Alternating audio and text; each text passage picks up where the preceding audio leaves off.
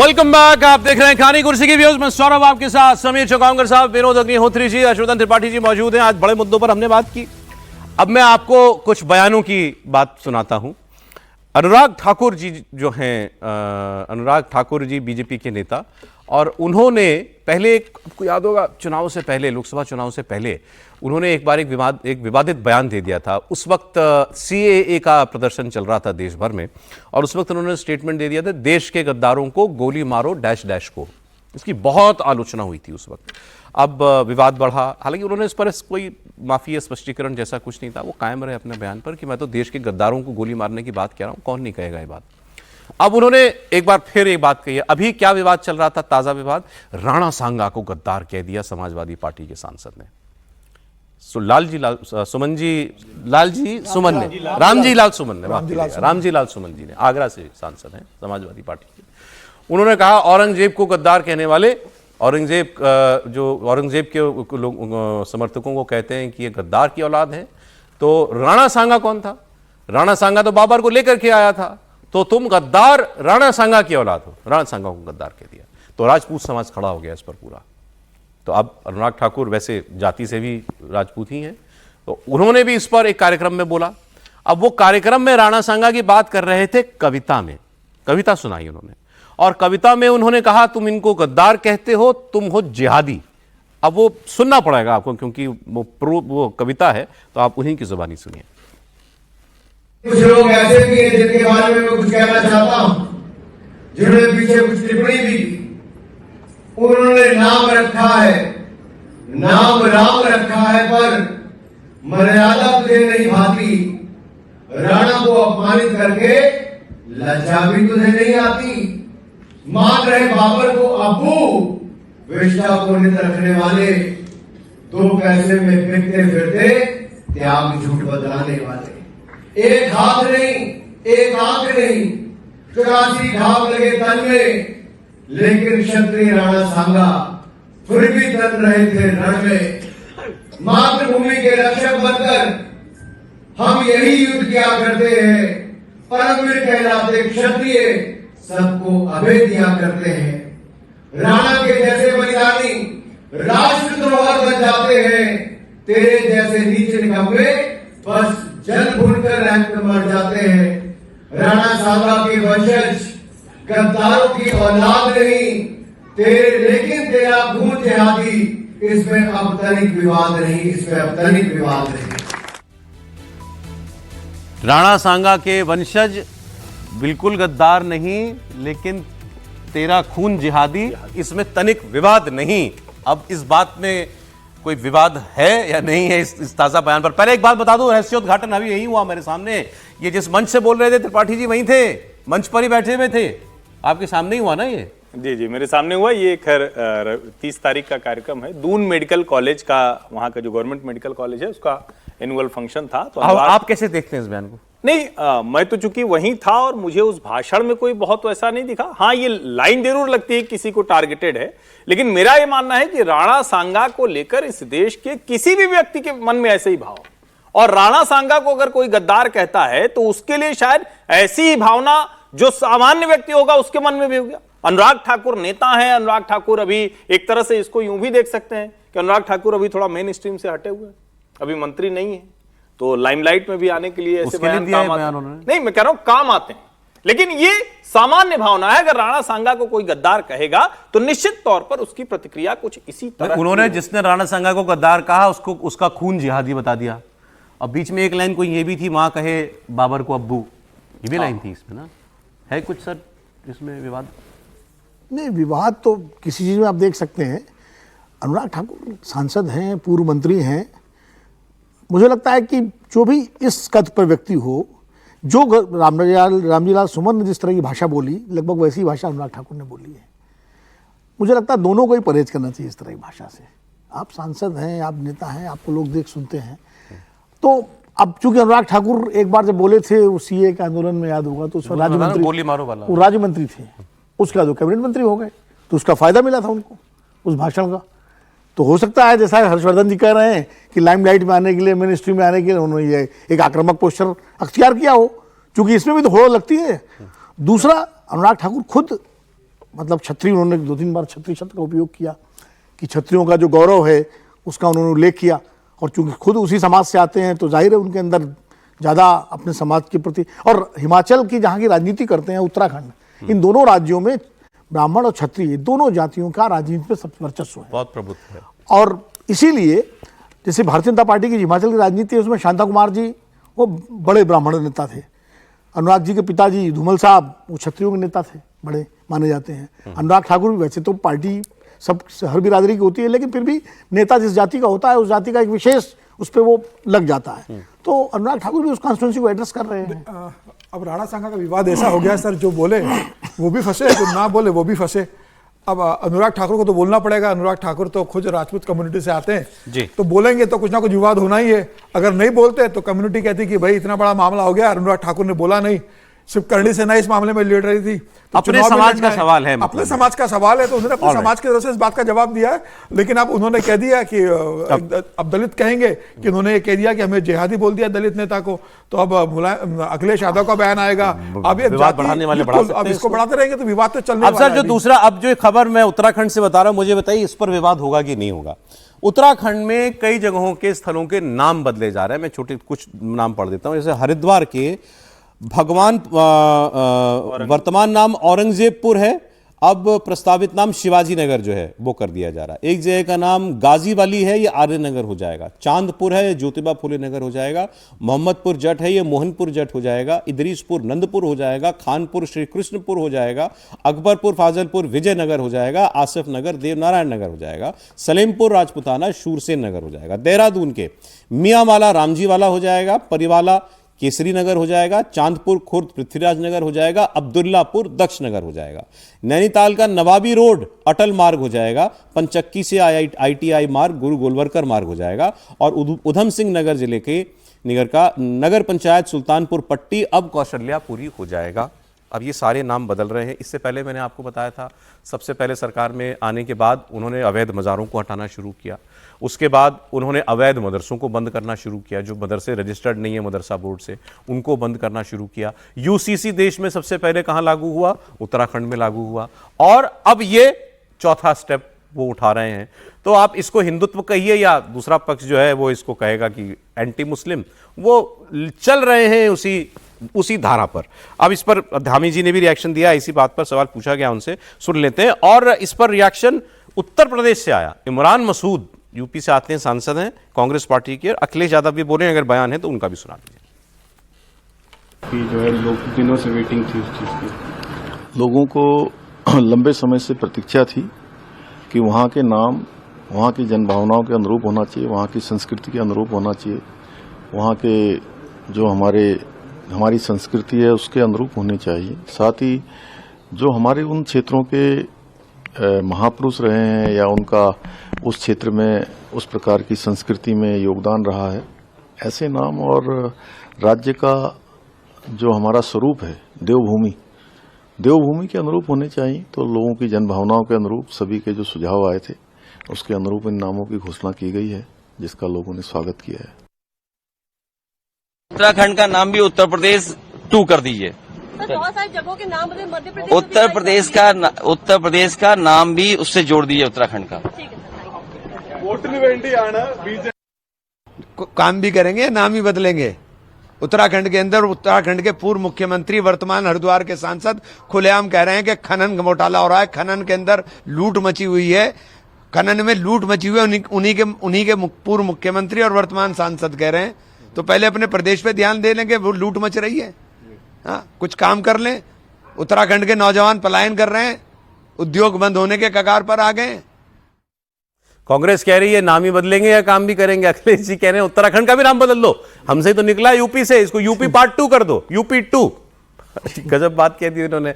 और क्या कहा धामी जी ने, मुख्यमंत्री जी ने, कि ये देवभूमि है।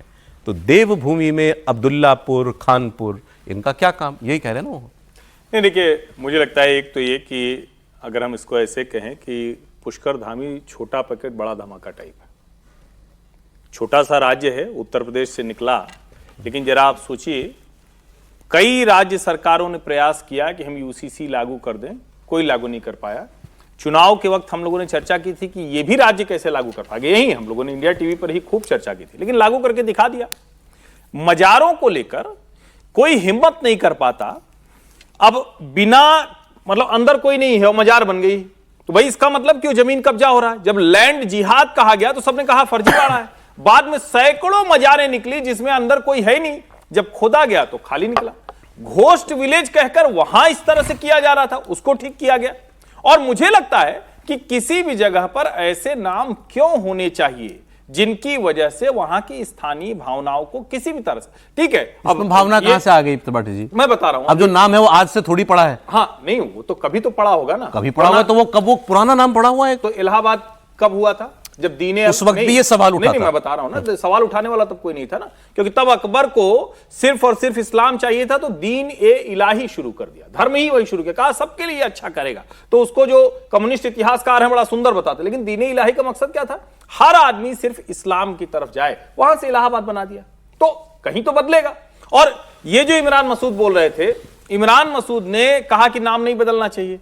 अभी बड़ी रोचक इन्होंने मांग की थी, ये सहारनपुर के सांसद हैं, सहारनपुर के तुरंत बाद उत्तराखंड शुरू हो जाता है। उन्होंने कहा था मां शाकंभरी देवी के नाम पर करिए, क्योंकि सहारनपुर तो बाद में मूलतः तो मां शाकंभरी देवी के नाम पर है। तो मुझे लगता है कि हर किसी को, और अच्छा इमरान मसूद को भी पता है कि पूर्वज कौन है, संस्कार कौन है, ठीक है, वो मुगल हो गए, मुसलमान हो गए कभी, लेकिन वो कह रहे हैं तो मैं तो उसको अच्छा मानता हूं, इसमें गलत क्या है? और जो पुष्कर सिंह धामी ने नाम बदले हैं, कुछ नामों पर राजनीति होती रहेगी, लेकिन मुझे नहीं लगता कि नाम बदलने से होता है क्या कुछ?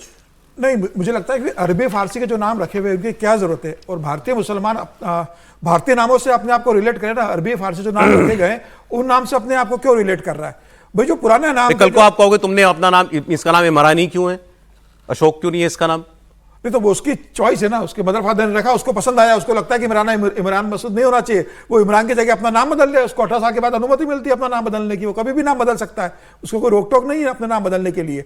मुझे लगता है कि अगर ऐसे नाम है कि जो भारतीय परंपरा से नहीं जुड़ते, भारतीय संस्कृति से नहीं जुड़ते, और उत्तराखंड तो वैसे भी देवभूमि है, वहां अरबी और फारसी के जो पुराने नाम रखे हुए अगर वहां बदल दिए जाते हैं और भारतीय संस्कृति से, भारतीय सभ्यता से, उत्तराखंड से जुड़ते हुए अगर नाम जुड़ते हैं तो उसमें आपत्ति क्या है? स्वीकार कीजिए उसमें। तो मुझे लगता है कि इस तरीके से एक लाइन सर, सिर्फ जिसको नहीं पसंद है बदलता है ना। सत्यनारायण गंगाराम पित्रोदा का नहीं नाम बदल दिया, रामराज को अपना नाम नहीं पसंद था, उदित राज कर दिया, दोनों कांग्रेस के नेता हैं सर, पर नाम ही बदल दिया। नाम बदलने पर देखिए, व्यक्ति का नाम बदलना और किसी जगह का नाम बदलना दोनों अलग चीजें हैं। व्यक्ति एक व्यक्ति होता है, अपनी इच्छा से बदल सकता है। जगह में वहां 400, 500, 1000, 10,000, 15,000, 20,000 लोग रहते हैं, पहचान होती है। अब आज भी हर्षवर्धन जी को हम इलाहाबादी कहेंगे तो खुश होंगे, प्रयागी कहेंगे तो शायद न मानो। अपने को प्रयागी कहने में इनको अच्छा नहीं लगेगा। इलाहाबादी नहीं, वासी कहिए, कुछ इलाहाबादी जो है पहचान, बनारसी आज भी बनारसी कहे जाते हैं लोग। बनारस से किसी आदमी से पूछिए, वाराणसी नाम हो गया, कमलापति जी ने बदला था उस समय, इसका नाम वाराणसी रखा था बनारस का, तो लेकिन बनारसी कहलाते हैं वो। तो नाम आप बदल दीजिए। ये कनॉट प्लेस का नाम राजीव गांधी सर्किल है, कितने लोग बोलते हैं राजीव गांधी सर्किल? कोई बोलता है? सब कनॉट प्लेस बोलते हैं। तो मैं कह रहा हूं कि नाम, अच्छा भारतीय संस्कृति की बड़ी विचित्र बात है, खाली हिंदू संस्कृति क्या भारतीय संस्कृति है? भाई भारतीय संस्कृति अगर 5,000, 10,000, 15,000, 20,000, 50,000 साल की है तो उसमें समावेशी है ना, सब कुछ है उसमें। तो अब ठीक है, सरकार उनकी है, ग्राम सभा से लोकसभा तक उनकी सरकार है, जो चाहे ठीक है, जो चाहे करें, अधिकार है उनका। लेकिन मुझे लगता है कि नाम बदलने के से बेहतर है उत्तराखंड की तस्वीर बदलो। जो त्रिवेंद्र सिंह रावत ने कहा है, जो उनके पूर्व मुख्यमंत्री हैं, उनके सांसद हैं, खुलेआम जिस तरह से वो हो रही, फिर चीफ सेक्रेटरी ने उसे जवाब दिया, फिर उन्होंने जो बयान दिया, धामी जी को इस पर ध्यान देना चाहिए, गवर्नेंस पे ध्यान देना चाहिए। उत्तराखंड के गवर्नेंस को लेकर बहुत शिकायतें हैं। और आगे बढ़ते हुए बंगाल की खबर बताता हूं आपको। बंगाल में ममता बनर्जी ने कल ईद के मौके पर एक कार्यक्रम में शिरकत की और उन्होंने कहा कि मैं खास तौर से लंदन से अपना दौरा छोटा करके आई हूं ताकि मैं आपके बीच में ईद बना सकूं। अब उन्होंने वहाँ बहुत सारी बातें कही थी, हमने कल कुछ की चर्चा भी की। अभी आप ये शुभेंदु अधिकारी को देखिए, बीजेपी के नेता प्रतिपक्ष है, ये आज नकल उतार रहे थे ममता बनर्जी की। वो एक इनके पास एक गेरुए रंग का साफा था, कपड़ा था, वो इन्होंने सर पे लपेट लिया और ये फिर ये बताना चाह रहे थे कि ममता बनर्जी मुसलमानों को खुश करने के लिए उन्हीं की जैसी वेशभूषा पहनकर उनके बीच में जाती हैं, कहीं और तो हमने देखा नहीं इनको। लेकिन मुसलमान को मैं कैसे खुश कर दूं, ये ममता बनर्जी हर मुमकिन प्रयास इसका करेंगी। मैं आपको कल की ममता बनर्जी का एक लंबा भाषण था, उसका एक बयान वहां से सुना रहा हूं, एक रेफरेंस के लिए। ममता जी वहां बोल रही थी तो कैसे हाव भाव में थी, वो आप एक बार सुनिए, और फिर शुभेंदु अधिकारी ने आज कैसे नकल उतारी वो देखिए। जहाँ से अच्छा हिंदुस्तान हमारा, और कौन थे? हिंदू ना मुस्लिम? पूछिए लोगों को। आर्मी में जो काम करते हैं उसको एक ही आइडेंटिटी रहता है, वो हिंदू हो, चाहे मुस्लिम हो, चाहे सिख हो, चाहे ईसाई हो। देखो रामकृष्ण ने क्या बोला, देखो स्वामी विवेकानंद ने क्या बोला। हम रामकृष्ण को धर्म मानता है, स्वामी विवेकानंद को धर्म मानता है। এরকম করে হিজাব পরে এসেছিল এইখানে বয়ালে, আর সব হিন্দু লোক জয় শ্রীরাম राज्य पुलिस हिजाब पहन करके आ गई थी वो। अब सब लोग जय श्री राम बोलो यहाँ पर जितने लोग। त्रिपाठी जी। नहीं, देखिए, मुझे लगता है कि बंगाल की राजनीति रोचक होती जा रही है। वहां जिस तरह से मुस्लिम जनसंख्या, वो जो इलेक्टोरेट है उसका बड़ा हिस्सा है, तो ममता बनर्जी भी एकदम एक्सट्रीम पे जा रही है। वो एकदम कोई भी अवसर छोड़ना नहीं चाहती, और सचमुच ये बड़ा अपीजमेंट है। हम लोग पहले भी कल ही शायद बात की थी हमने, जो उन्होंने कहा कि हम हिंदू भी हैं, मुसलमान भी हैं, ऐसा कैसे हो सकता है। फिर उनके सारे एक्शंस जो है वो साफ साफ मुसलमानों को खुश करने वाले दिखते हैं। फिर ये दिखता है कि बीएसएफ जब 50 किलोमीटर तक कार्रवाई कर सकती है तो उसमें जाके लोग अड़ंगा लगाते हैं। फिर यह दिखता है कि बांग्लादेश की सीमा पर, और विशेषकर जो मुस्लिम बहुल इलाके हैं जो भारत और बांग्लादेश सीमा पर, वहां अमित शाह ने गृह मंत्री के तौर पर सदन में बताया कि भैया वहां जाकर लोग हंगामा करने लगते हैं, हम इतनी फेंसिंग कर चुके हैं, इतनी बची हुई है।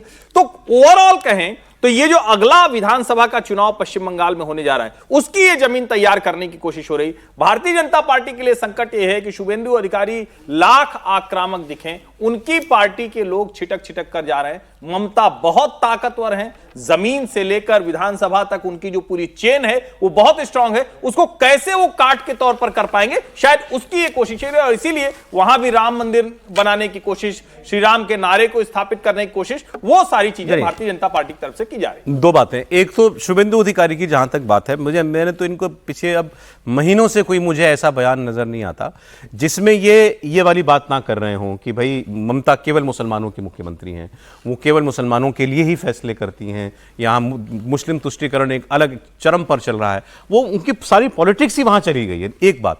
दूसरा, आज जो खबरें चल रही थी वो ये कि अब रामनवमी आ गई, तो रामनवमी का जुलूस, रामनवमी का पर्व एक हफ्ते तक वहां पर मनाया जाएगा। बीजेपी, वीएचपी इसमें लगे हुए हैं, जगह जगह जुलूस निकाले जाएंगे। रामनवमी को सबसे बड़ा त्योहार एक किस्म से आपके, सबसे बड़ा तो नहीं, दुर्गा पूजा तो होती है, रामनवमी को बहुत बड़ा पर्व बनाने की तैयारी है, क्योंकि एक साल ही बचा है इलेक्शन में। निश्चित रूप से चुनाव को देख के भारतीय जनता पार्टी वहाँ तैयारी करेगी, लेकिन मुझे लगता है कि इन सबसे ज्यादा भारतीय जनता पार्टी को अपने संगठन की तरफ देखना चाहिए। शुभेंदु अधिकारी तो प्रदेश अध्यक्ष नहीं, शुभेंदु अधिकारी तो विपक्ष के नेता है। सुकांत मुजुमदार आपके प्रदेश अध्यक्ष है, वो केंद्र में मंत्री है। मुझे लगता है जब चुनाव में आपको ममता बनर्जी जैसे एक ताकतवर नेता से बंगाल में चुनाव लड़ना है तो आप एक पूर्णकालीन अध्यक्ष वहां देना चाहिए। केंद्र में मंत्री रहते सुकांत मुजुमदार कितना वहां पर समय दे पाएंगे? दिखते तो केवल शुभेंदु अधिकारी हैं। इस कारण दिखते हैं क्योंकि वहां के संगठन में और शुभेंदु अधिकारी के बीच में खिंचतान है। शुभेंदु अधिकारी कोई भारतीय जनता पार्टी के कैडर से या संघ के कैडर से आए हुए नहीं है, वो टीएमसी से आए हुए नेता है। वो जिस तरीके वहां राजनीति कर रहे हैं उसके बाद भारतीय जनता पार्टी के कई नेता वहां पर असहज महसूस कर रहे हैं। दिलीप घोष आज कहां पर है? जो भारतीय जनता पार्टी के बड़े नेता बंगाल के होते थे, आज वो शांत हैं। सुकांत मुजुमदार कभी कभी जाते हैं, बाकी भारतीय जनता पार्टी के वहां संगठन किस तरीके से काम कर रहा है। हालांकि सुनील बंसल वहां पर संगठन के प्रभारी है, वहां पर उनके पास जिम्मेदारी है, वो जमीनी स्तर पर काम कर रहा है। लेकिन मुझे लगता है कि संगठन प्रभाव पर विशेष ध्यान देने की जरूरत है। और शुभेंदु अधिकारी सिर्फ अगर चेहरा बनेंगे कि वही विधानसभा में बोलेंगे, वही सड़क पर अगर ममता बनर्जी को घेरेंगे और भारतीय जनता पार्टी का संगठन उसके पीछे रहेगा, बहुत सामने नहीं आएगा, तो मुझे लग रहा है कि भारतीय जनता पार्टी के संगठन की कमजोरी रहेगी। पूर्णकालीन अध्यक्ष आपको वहां बनाना पड़ेगा कि जो पूरे समय ममता बनर्जी को घेरे, संगठन देके, संघ और संगठन के बीच बेहतर समन्वय हो, और फिर ममता बनर्जी को वहां कैसे चुनौती देनी है इसकी तैयारी की जाए। तो बाकी नेताओं को, पार्टी को देख रहा है ना, शुभेंदु अधिकारी की इसमें क्या गलती है? वो तो काम कर रहे हैं, तो दिख रहे हैं। जो आदमी सड़क पर निकला हुआ है वो दिखेगा भी, वो हाउस में भी उनसे झगड़ा करने वाले शुभेंदु अधिकारी सड़क पर भी वही शुभेंदु अधिकारी कर रहे हैं। लेकिन शुभेंदु अधिकारी के कई बयान और कई तरह का व्यवहार है जो भारतीय जनता पार्टी के स्थानीय संगठन को पसंद नहीं आ रहा है। अच्छा, और चूंकि वो लगातार बोल रहे हैं तो पार्टी के स्थानीय संगठन कह रहे हैं कि ठीक है फिर आप ही देखिए। चलिए अब जरा हरियाणा की बात करते हैं। लेकिन हरियाणा में कुछ नहीं हुआ है, बात दरअसल होगी पंजाब की, लेकिन कर रहे हैं हरियाणा के सीएम नायब सिंह सैनी। उन्होंने कहा कि मुझसे पंजाब के बहुत लोग मिलने आते हैं, तो मेरे पास पंजाब के कुछ सरपंच आए मुझसे बात करने के लिए, और उनका कहना यह था कि भाई मैंने उनको टाइम दिया, रात के 11, साढ़े 11, 12 बज रहे थे, मैंने उनको बुलाया। अच्छा, नायब सिंह सैनी की एक खासियत है, नायब सिंह सैनी हर किसी से मिलते हैं और उनका घर खुला रहता है। ये सब लोग उनके बारे में बताते हैं कि नायब सिंह सैनी बहुत ही ज़्यादा सरल सहज स्वभाव के व्यक्ति हैं और जो उनसे मिलने का समय चाहे उसको मिल जाता है। पूर्ववर्ती खट्टर साहब से उलट। बिल्कुल बिल्कुल उनसे उलट, इनका द्वार हमेशा खुला रहता है। तो उन्होंने कहा मैंने टाइम दे दिया, वो जब आए तो बड़े हैरान थे, अरे आप तो हमसे ऐसे मिल लिए इतनी आसानी से मुख्यमंत्री होकर के, हमारा मुख्यमंत्री तो मिलता ही नहीं। तो उन्होंने कहा कि चलो चिंता मत करो, 1 साल की बात है, 1 साल के बाद वहां भी हमारा ही मुख्यमंत्री होगा, तुम्हारा ही मुख्यमंत्री होगा, खूब समय मिलेगा तुम्हें उससे मिलने का। तो मतलब 1 साल के बाद पंजाब का इलेक्शन है, पंजाब में बीजेपी का क्या है, पंजाब में सवाल ये, इसकी बात करेंगे। आप पहले नायब सैनी को सुन लीजिए। अभी 3-4 रोज पहले 15 सरपंच है पंजाब के मेरे पास, और कहा मिल रहा जी, मैं कहा मिल लो भाई। वो हैरान हो गए, वो कहने लगे जी कहा रात को मेरे ख्याल से 11:30-12 बज रहे थे मैं जब उनको मिला। वो कहने लगे जी कहा आप, हम तो हैरान है, कहा भी आप हमें सीधे डायरेक्ट मिल रहे हैं, कहा हमारे वाला मुख्यमंत्री तो मिलता नहीं है। उन्होंने कह दिया। वो अगले दिन गए गौमा, वो एसडीएम पहुंच गया वहां गड्डी लेकर उनके घर। मेरे पास फोन आया, कहा जी हमारे ऊपर तो कार्रवाई कर दी। मैं कहता तुम चिंता न करो, रह गया 1 साल के बाद वहां भी कमल का फूल खिल जाएगा, कोई दिक्कत की चिंता की बात नहीं है। हम कितने कमल के फूल खिलेंगे पता नहीं। पंजाब अलग जगह है। नहीं देखिए, पंजाब में बीजेपी मेहनत बहुत कर रही है। अच्छा, मैं आपको बताऊं पंजाब में स्थिति क्या है। पंजाब जो मेरी जानकारी है कि आम आदमी पार्टी की सरकार को लेकर के नाराजगी बढ़ रही है लोगों में। अच्छा, और जिस तरह भी किसानों वाला मसला हुआ और वो सब हटाए गए, उससे भी उनका थोड़ा ग्राफ नीचे गिरा है। तो बीजेपी अपने लिए वहाँ अवसर देख रही है, कांग्रेस और बीजेपी, चूंकि अकाली दल वहाँ लगभग समाप्ति वाली स्थिति में है उसकी, तो बीजेपी अपने लिए से अवसर देख रही है कि भाई इसीलिए उन्होंने रणवीर सिंह बिट्टू को जो कांग्रेस में थे आगे किया, मंत्री बनाया है। सिरसा को भी उन्होंने दिल्ली में मंत्री बनाया, सिरसा पंजाब उनके दौरे भी बढ़ गए हैं। तो जो कॉन्स्टिट्यूंसी अकाली दल की थी, बीजेपी कोशिश कर रही है कि वहाँ जो है अपना आधार बढ़ाए। शहरों में तो बीजेपी का आधार है पहले से ही है, तो इसलिए नायब सिंह सैनी अगर कह रहे हैं तो उनकी बात में दम है। अब सरकार बने कि नहीं बनेगी मैं नहीं कह सकता, लेकिन बीजेपी लेकिन प्रयास उस स्तर के हैं कि हम सरकार भी बना पाए। नहीं, जब आप सरकार बनाने की बात कोशिश करेंगे तभी तो आप कुछ कर पाएंगे ना। आप विपक्ष के नेता के लिए थोड़ी नहीं तैयारी करते हैं, कभी भी आप मैच जीतने की तैयारी करते हैं ना, भले मैच हार जाए या सम्मानपूर्वक हारे, लेकिन हमेशा। लेकिन आज बीजेपी कहे कि तमिलनाडु में मेरा मुख्यमंत्री होगा तो लोग हंसेंगे ना। नहीं क्यों, बीजेपी 2016 के चुनाव जब लड़ी थी तो यही कह के लड़ी थी। मैं तो गया था चुनाव करके, तो वो एआईडीएमके से भी उसका गठबंधन नहीं था और अकेले लड़ी थी चुनाव, छोटे छोटे क्षेत्रीय दलों को मिला करके, और कहा था कि हम अपनी सरकार बनाएंगे। कहना भी चाहिए, कोई भी पार्टी आज, मैं तो आज धरातल की बात कर रहा हूं। आज अगर देखिए धरातल में कुछ भी हो, लेकिन कोई भी प्लेयर होगा, अगर वो सरकार बनाने की बात नहीं करेगा तो लोग क्यों वोट देंगे उसको? विपक्ष के नेता के लिए वोट थोड़ी देंगे। बीजेपी की कितनी ताकत है पंजाब में, ये पूछ रहा हूं मैं आपसे। देखिए बीजेपी की ताकत बहुत ज्यादा नहीं है पंजाब में अभी भी, आज भी, क्योंकि जो पंजाब का जो गांव का इलाका है वहां पर बीजेपी अकाली दल के सारे लड़ती रही है चुनाव। शहरों में बीजेपी का आधार रहा है।